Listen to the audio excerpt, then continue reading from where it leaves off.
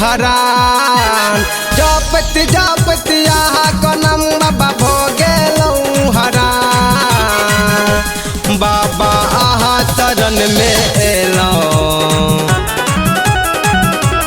बाबा आहा शरण में एलौं हम दो देबू जान। बाबा आहा शरण में एलौं हम दो देबू जान।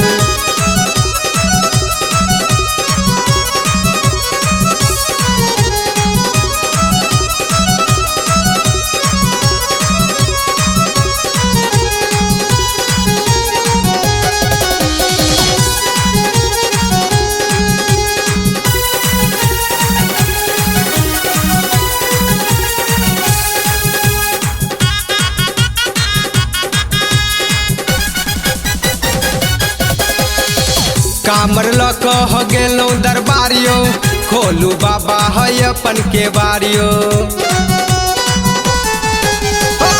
कामर लक हो गेलौं दरबारियो, खोलू बाबा है अपन के बारियो।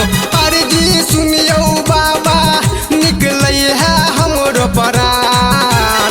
अर्जी सुनियो बाबा निकलै है हमरो प्राण। बाबा आहा शरण में एलौं हम दो देबू जान। बाबा आहा शरण में एलौं हम दो देबू जान।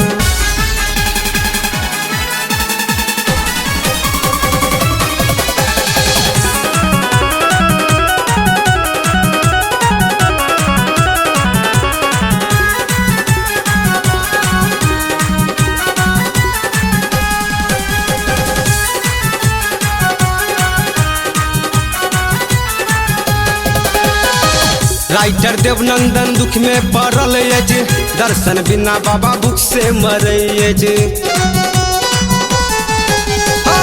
राइटर देवनंदन दुख में पड़ल अछि, दर्शन बिना बाबा भूख से मरै।